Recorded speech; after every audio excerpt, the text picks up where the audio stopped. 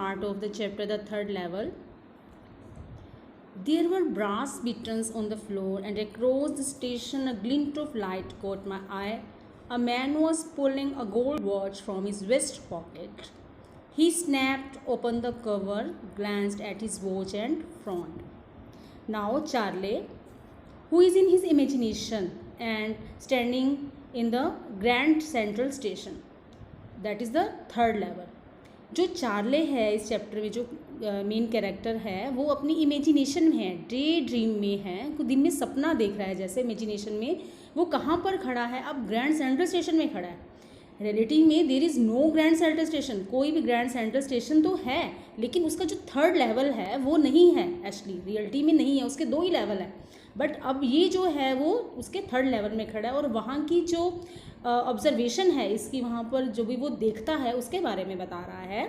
There were brass spittoons on the floor, वहाँ floor पर क्या थे? ब्रास पिटन्स पड़े हुए थे। Spittoons means थूकदान।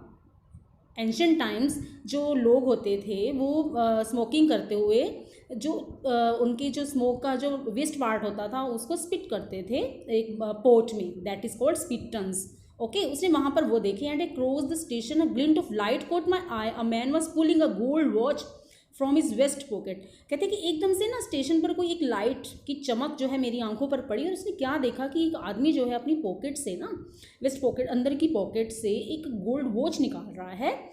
He snapped open the cover, उसने जो है कवर को खोला एंड ग्लैंस्ड, अपनी वॉच को बड़े ध्यान से देखा। एंड फ्रॉन्ट का मीनिंग है यहाँ पे जो आइज़ के ऊपर का जो पार्ट होता है, हेयर्स होते हैं, मतलब रिंकल्स पड़ जाते हैं, जैसे हम किसी चीज़ को बड़े ही ध्यान से और क्लियरली देखते हैं और उसके एकदम से हमारी आइज़ जो है ऊपर की तरफ चढ़ जाती हैं, that is called front.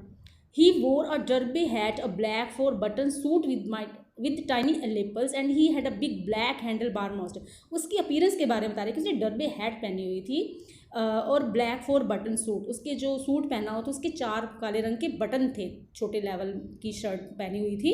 And he had a big black handle bar, उसकी जो मूछें थी वो भी काफ़ी बड़ी काले रंग की एंड मतलब कि फैंसी टाइप की थी, जैसे साइड से बहुत काफ़ी ग्रो की और मुड़ी हुई हैं। Then I looked around and saw that everyone in the station was dressed like 1819 something. I never saw so many beards, sideburns and fancy mustaches in my life. अब उसने क्या देखा कि लोगों की ना बड़ी बड़ी मूछें हैं और उनकी जो ड्रेस है वो भी ना 1890 की जो सेंचुरी थी ना, पहले पुराने टाइम की वैसी ड्रेसेस उन्होंने वेयरिंग की हुई है। कहते कि साइड बर्न्स का मीनिंग क्या है कि कानों के पास जो कई बार बाल ग्रो कर जाते हैं ना अपने हॉर्मोन्स की वजह से, तो कहते हैं कि ऐसे ऐसे बाल थे उनके कानों के ऊपर, वो भी ग्रो हुए थे और उनकी फैंसी बड़ी बड़ी माउस्टेचेस थी। तो उसको देखे वो बहुत सरप्राइज सा होता है। Women walked in through the train gate, she wore a dress with leg of mutton sleeves and skirts to the top of her high button shoes. Back of her out on the tracks, I caught a glimpse of a locomotive, a very small carrier and Ives locomotive with a funnel shaped stack, and then I knew. तब उसने ना एक lady को देखा, एक women को देखा कि जो ना ट्रेन गेट से आ रही थी और उसने ना जो शीप होती है, मटन स्लीव्स बोला हुआ है, शीप के जो किड्स होते हैं उनको बोला है ना मटन स्लीव्स, मतलब उसकी जो भेड़ की जो खाल होती है ना उस तरह की जो स्किन होती है उस तरह की उसकी जो ड्रेस पहनी हुई थी उसने। Skirts to the top of her high button shoes उसने, और उसकी जो उसने शूज़ जो पहने हुए थे वो बड़े सारे शूज़ पहने हुए थे, काफ़ी बड़े, उन पे बटन लगे हुए थे। Okay, back of her out on the tracks I caught, उसके बैक में ना मैंने ट्रैक्स के बाहर क्या देखा, I caught a glimpse of a locomotive, एक रेल का इंजन देखा, उसकी झलक पड़ी उसके ऊपर, देखा उसने एकदम से। अ वेरी स्मॉल, उसका ना करियर जो था वो छोटा सा करियर था उसका रेल इंजन का। और I was locomotive with a funnel shaped stack, उसके ऊपर छोटी सी चिमनी लगी हुई थी जिसमें से स्मोक आउट होता है। एंड देन आई न्यू, जितना भी मुझे उसने ऑब्जर्व किया उसने सब बताया इसमें। To make sure I walked over to a news boy and glanced at the stack of a papers at his feet. अब देखो, टू मेक श्योर कि अब वो ना था तो सपने में, लेकिन उसको ना थोड़ा थोड़ा फील हो रहा था कि ये सब क्या ठीक है, कि मैं कहाँ खड़ा हूँ, मैं क्या देख रहा हूँ, मैं क्या सोच रहा हूँ। अब वो कहते हैं कि अपने आप को ना, जैसे कई बार होता है ना कि हम सपना देख रहे हैं और हमें लगता है कि ये सच है कि नहीं। हम कई बार किसी को बाइट ऐसे ना काट के देखते हैं, चूंटी काट के देखते हैं कि वाकई में ही हम सपने में तो नहीं है, है ना, होता है ना ऐसे कई बार। तो वो कहता है कि अपनी ना श्योरिटी करने के लिए वो एक न्यूज़ बॉय वहाँ बैठा होता है, मतलब उसके पास न्यूज़पेपर होते हैं काफ़ी, वहाँ पर पड़े होते हैं काफ़ी स्टैक ऑफ पेपर्स ऐड उसके पैरों में। तो ना उसको वहाँ उसकी नज़र पड़ती है और वो वहाँ जाता है, वो देखता है कि it was the World and the World has not been published for years. कहते हैं ये तो द वर्ड, न्यूज़पेपर के ऊपर कौन सा न्यूज़पेपर होता है, देखिए बेटा साइड में पिक भी बनी हुई है द वर्ड की, द वर्ड न्यूज़पेपर। वो कहते हैं अरे ये वर्ड न्यूज़पेपर तो काफ़ी सालों से पब्लिश ही नहीं हुआ। The lead stories and something about president Cleveland. कहते हैं कि जो मेन स्टोरी है वो न्यूज़पेपर में क्या बता रही है, प्रेसिडेंट क्लीवलैंड के बारे में बता रही है। मतलब 1890 में एक प्रेसिडेंट क्लीवलैंड होंगे, जो क्लीवलैंड वो वहाँ के प्रेसिडेंट होंगे यूएस के। ओके, तो कहते हैं कि ये इसके बारे में I have found that front page since in the public library files. Public library थी उनके वहाँ पर सिटी में, हर सिटी में होती है ये। तो कहते हैं कि वहाँ की फाइल्स में ना मैंने उसके फ्रंट पेज पे कई बार इनके बारे में पढ़ा है, ठीक है। एंड इट वॉज प्रिंटेड जून 11, 1894 को, ये जो है ना 11 जून 1894 को प्रिंट हुआ था, ठीक है। I turned toward the ticket windows, knowing that here on the third level at Grand Center, I could buy tickets that would take Louisa and me anywhere in the United States we wanted to go in the year 1894, and I wanted 2 tickets to Galesburg, Illinois. वो कह रहे हैं कि मैं अब ना ticket window की तरफ मुड़ा और वहाँ से उसने third level grand Central station से 2 टिकट्स खरीदना चाहता था वो, दैट वुड टेक, जिससे कि वो लुइसा और अब दोनों जो है ना यूनाइटेड स्टेट में कहीं भी जा सके जहाँ वो जाना चाहते थे। कहते हैं मैं 2 टिकट खरीद लेता हूँ कि ऑल ओवर राउंडिंग करने के लिए, कि कहीं भी हमें जाना हम चले जाएँ। And me anywhere in the United we wanted to go in the year 1894 and I wanted 2 tickets to Galesburg. और उसने क्या किया कि मैं ना ऐसा करता हूँ गेल्सबर्ग इलोनेसिस के 2 टिकट्स ले लेता हूँ। वो हैव यू एवर बीन, देखा था कि तुम वहाँ पे कभी गए हो, इट्स अ वंडरफुल टाउन। कहते हैं कि तो बहुत ही अच्छा और वंडरफुल सिटी है, with big old frame houses, huge loans and tremendous trees whose branches meet overhead and roof of the streets. And in 1894 summer evenings were twice as long and people sat out on their lawns, the men smoking cigars and talking quietly, the women waving palm leaf fans with the fireflies all around. वहाँ की जो Galesburg इलोनेसिस में जो location होती है, वहाँ पे लोग किस तरह से अपना टाइम स्पेंड करते हैं उसके बारे में ये बताते हैं कि वहाँ के लोग, वहाँ पर ह्यूज बड़े बड़े लॉन्स हैं, बड़े बड़े ट्रीज़ हैं, लोग वहाँ पर बैठे हुए बहुत क्वाइटली बैठ के बातें करते हैं। और जो औरतें हैं वो पाम, जो लीफ, एक पाम ट्री होता है उसकी जो लीव्स हैं ना उसको फैंस बना के उसको हिलाती हैं, मूव करती हैं, आपस में बातें करती हैं। तो कहते हैं कि एटमोस्ट फायरफ्लाई, आसपास में जो है ना फायरफ्लाइज उड़ रहे होते हैं, उनकी साउंड होती है मीठी मीठी। तो वो कह रहा है कि उसकी जो लोकेशन बता रहा है कि बड़ा ही पीसफुल प्लेस है, वहाँ जाके अगर कोई अपने टाइम स्पेंड करता है तो वो बहुत ही कंफर्टेबल फील करते हैं। In a peaceful world to be back there with the first world was still 20 years अब, and the world were second over 40 years in the future, I wanted 2 tickets for that. अब वो देखो कहता है कि 1894 की बात हो रही है ना, अब वो कह रहा है कि 1894 से 1914 से 18 तक, एवरीवन नोज दैट कि जो वर्ल्ड वार था 1914 में हुआ था और जो सेकेंड वर्ल्ड वार था वो 1939। अब देखो गैप कितना है, 20 years का गैप है ना फर्स्ट वर्ल्ड वार में। वो कहता है कि अभी तो 20 साल दूर है, फर्स्ट वर्ल्ड वार भी नहीं हुआ। मतलब क्या उसको पहले ही पता था फर्स्ट वर्ल्ड वार होना है, अब 1894 में है वो। तो कहते हैं कि सेकंड वर्ल्ड वार भी 40 साल दूर है, आई वांटेड 2 tickets। कहते हैं मैं ना 2 tickets, हम यहाँ पे आराम से मज़े से रहेंगे। ओके, मतलब ये देखिए कि है तो वो सपने में, लेकिन थोड़ा थोड़ा वो प्रेजेंट में भी है, उसको पता भी चल रहा है कि क्या हो रहा है क्या नहीं। The clerk figured the fare, he glanced at my fancy headband, but he figured the fare and I had enough for 2 coach tickets one way, but when I counted out the money and looked up, the clerk was staring at me। तब वो ना clerk के पास जाता है, ticket counter के उसके पास जो clerk बैठा होता है टिकट काउंटर पर। ही ग्लैंस्ड एट माई फैंसी, उसने ना मेरे हैट को देखा, फैंसी हैट मैंने पहना हुआ था। फिर उसने ना जो फिगर द फेयर, जो उसको करेंसी वो देने लगा था ना अपनी डॉलर्स की, उसको देखा। And I had enough for 2 coach tickets one way, but when I counted out the money and looked up, कहते हैं कि जब मैंने ना उसको बाहर निकाला ना अपने पैसे को और उसकी तरफ ऊपर किया तो मेरे को घूरने लग गया। ही नोडेड एट द बिल्स, उसने जो है बिल्स को मतलब ऐसे सिर हिलाया बिल्स देखते हुए मनी को। That are not money mister, he said, कहते हैं कि ये तो कोई मनी नहीं है mister, and if you are trying to skin me, क्या आप मुझे धोखा दे रहे हो या मुझे चीट कर रहे हो, you will not get very far, तुम ज़्यादा दूर तो नहीं गए हो। And he glanced at the cash drawer beside, उसको क्या कहना चाहता है कि मैं तुम्हें पुलिस को बुलाऊंगा, तुम्हें पकड़वाऊंगा, क्यों? क्योंकि उसको लगता है कि तुम्हारे पास ये करेंसी कैसे यूज़, कोई स्मगलर लगता है, कोई तुम स्मगलर या कोई हैकर्स हो या कोई भी हो जो इस तरह का काम कर रहे हैं, तुम्हारे पास ये करेंसी कैसे आई? And he glanced at the cash drawer beside him, of course the money, वहाँ से ने ड्रायर खोला तो उसने देखा कि वहाँ पे ना ओल्ड स्टाइल की मनी थी, half again as big as the money. जो हमारे जो करेंसी है उसके अकॉर्डिंग जो है ना, पहले टाइम में बड़े बड़े नोट हुआ करते थे, ओके, वी यूज़, जो हम नाउ उन दिनों यूज़ करते थे, एंड डिफरेंट अलग अलग तरह के होते थे वो करेंसी जो थी।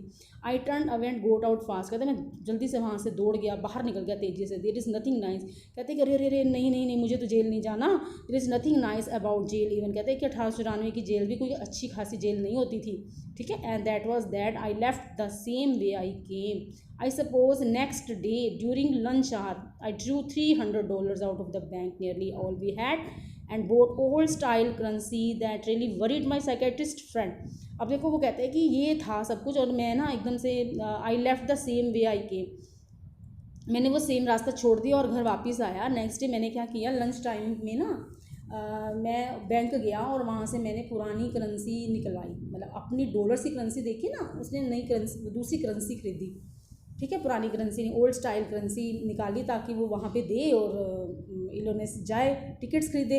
You can buy old money at almost any coin dealers but you have to pay a premium, कहते हैं कि क्या होता है कि जब हमें कोई चीज़ चाहिए ना करेंसी चेंज करें तो हमें कुछ ना कुछ प्रीमियम देना पड़ता है। माई थ्री कहते हैं कि $300 के बदले में ना उसको 200 मिलते हैं ओल्ड स्टाइल बिल्स, पहली करेंसी जो है ना कम मिलती है। कहते हैं कि but I don't care that, कहते हैं कि मुझे इसकी परवाह नहीं है। I eggs were 13 cents a dozen in 1894, 1894 में जो एग्स थे ना वो भी 13 सेंट के ना, 13 सेंट के एक दर्जन मिल जाते थे। तो वो कहता है कि मतलब मुझे अपनी बजट चलाने में कोई प्रॉब्लम नहीं होगी कि अगर मुझे मेरा थोड़ा सा नुकसान भी हो गया है तो। But I have never again found the corridor that leads to the third level at the Grand Center Station. अब क्या होता है, कहता है कि मुझे तो वो ग्रैंड सेंटर स्टेशन मिला ही नहीं दोबारा, कि अब मैं कैसे जाऊँ वहाँ पे, तो मुझे दोबारा कभी मिला क्यों, क्योंकि था ही नहीं। Although I have tried often enough, Louisa was pretty worried when I told her all this and didn't want me to look for the third level anymore, and after a while I stopped। अब Luisa को जब इसके बारे में पता चलता है ना वो बहुत टेंसिव हो जाती है, परेशान हो जाती है, वो मुझे थर्ड लेवल में जाने नहीं देती है। And after a while I stop, मैं रुका थोड़ी देर, I went back to my stamp, और मैं क्या चला गया, मतलब घर आके उसने ना अपनी लुइसा वाइफ को सब कुछ डिस्कशन करी, सब कुछ बताया कि what was happened with him. Office से लेट हो रहा था तो फिर वहाँ चला गया, वहाँ देखा उसने इस तरह से था, ट्यूनल थी, ट्यूनल में गया। अब वो कहता है कि मिस लुइसा ने सोचा कि इसको तो प्रॉब्लम हो गई, कोई मेंटली डिस्ट्रेस हो गया है, तो उसको कहते हैं कि आप अपना उधर बैठ जाओ। तो I went back to my stamps, अपनी स्टैम्प्स वगैरह फिर से कलेक्ट करनी शुरू कर देता है और अपना माइंड जो है डाइवर्ट कर लेता है अपनी स्टैम्प कलेक्शन में। But now we were both looking every weekend because now we have prove that the third level is still there. लेकिन कहते हैं कि अब ना हम दोनों जो हैं, अब लुइसा को भी कह रहा है कि हम दोनों जो ना हर हफ्ते के लास्ट डे जो होता है ना देख रहे हैं कि वाकई थर्ड लेवल है, बिकॉज नाउ हमारे पास प्रूफ है कि थर्ड लेवल है। कैसे, वो देखो, कहता है कि my friend Sam winner disappear, मेरा जो फ्रेंड है ना सैम, जो कि साइकेट्रिस्ट है, वो ना दिख नहीं रहा काफ़ी दिन से, नो बॉडी न्यू, कोई नहीं जानता कि वो गया कहाँ है।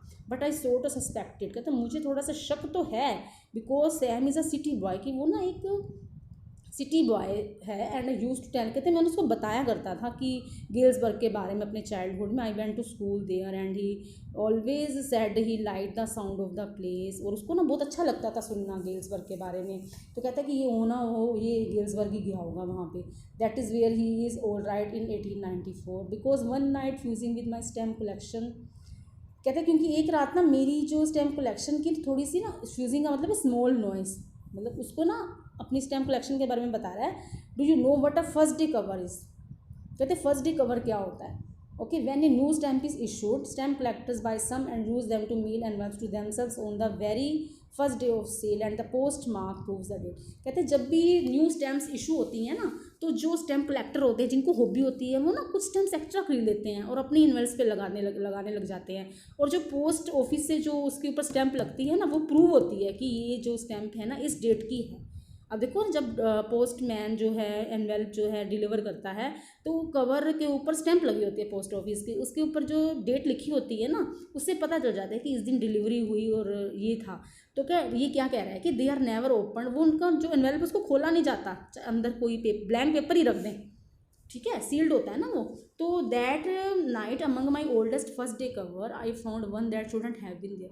कहते हैं कि उस दिन ना मैंने देखा कि हमारे घर में ना एक फर्स्ट डे कवर देखा, उसमें मिला मुझे, there it was there because someone had made it. कहते हैं कि ये तो किसी ने मेरे ग्रैंडफादर को मेल किया था at his home in Galesburg, that is what the address on the address, उस पर एड्रेस क्या लिखा था, and it had been there since July 1890, मतलब 18 जुलाई को लिखा गया ये लेटर। द पोस्ट मार्क, मतलब ये डेट लिखी हुई थी वहाँ पे पोस्ट ऑफिस से ना, ये डेट उसके ऊपर स्टैम्प हो के आई थी। Postmark showed that yet I didn't remember it at all, the stamp was a 6 cent dull brown with a picture president. Stamp ना कौन सी थी, स्टैम्प लगी हुई थी ना उसके ऊपर, बाहर स्टैम्प भी लगाते हैं पोस्ट ऑफिस में ना, तो क्लर्क जो है स्टैम्प लगा के फिर उसको पोस्टमैन को देते हैं, फिर वो डिलीवर होता है। तो कहते हैं कि जो प्रेसिडेंट गर्लफील्ड थे उनकी जो है स्टैम्प लगी हुई थी, पिक लगी हुई थी स्टैम्प के ऊपर।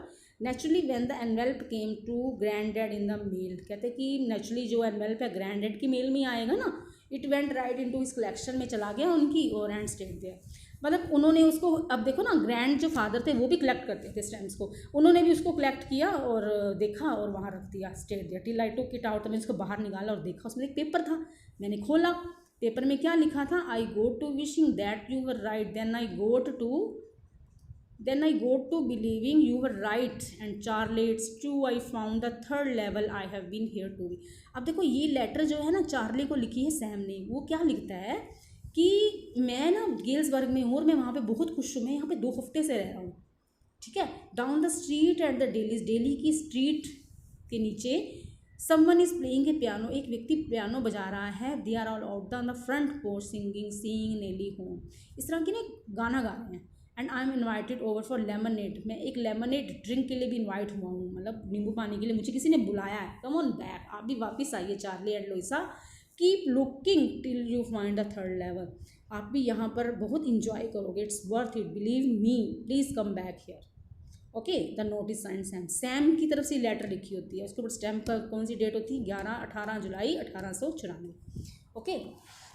Eight the stamp and coin store I go to, अब देखो वो इसको थोड़ा सा विश्वास तो होता नहीं है चार्ली को, अब वो क्या करता है कॉइन स्टोर में जाता है, वहाँ जाके देखता है कि ये वहाँ कैसे गेल्सबर्ग कैसे गया ये, ठीक है। इसके पास भी तो नई करेंसी थी, इसने पुरानी करेंसी लेके गया होगा जैसे इसने एक्सचेंज करी, तो वो देखता है स्टोर को में कि उसको पता चलता है कि Sam boat $800 worth of old style currency, उसने ना $800 के ओल्ड स्टाइल बिल्स खरीदे हैं, करेंसी खरीदी है। कहते हैं कि वो बड़ा हैरान होता है, that ought to set him up in a nice little hay feed and grain business, he always said that's what he really wished he could do and he certainly can't go back to his old business. कहते हैं कि उसकी ना एक wish होती है, desire होती है कि बहुत बड़ा उसका बिजनेस हो, कहते हैं कि उसकी इतनी इच्छा थी तो अपना बिजनेस स्टार्ट कर लेता, उसने अपने पैसे वहाँ पे लगा दिए, certainly can't go back to his old business, not in Galesburg Illinois in 1894 में। अब वो ना तो गेल्सबर्ग में जाता 1894 में, भी अपने एक बिज़नेस स्टार्ट कर लेता, इतने में तो उसका बिजनेस स्टार्ट हो जाना था। तो his old business, why Sam और रे, सैम मेरा क्यों आर्ट साइकार्टिस्ट था, मतलब वो परेशान सा हो रहा है कि साइकार्टिस्ट तुम मेरे बने और तुम खुद ही वहाँ पर चले गए, ओके।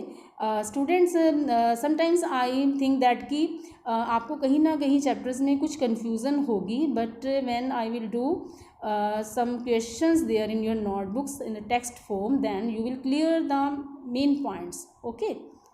Thank you.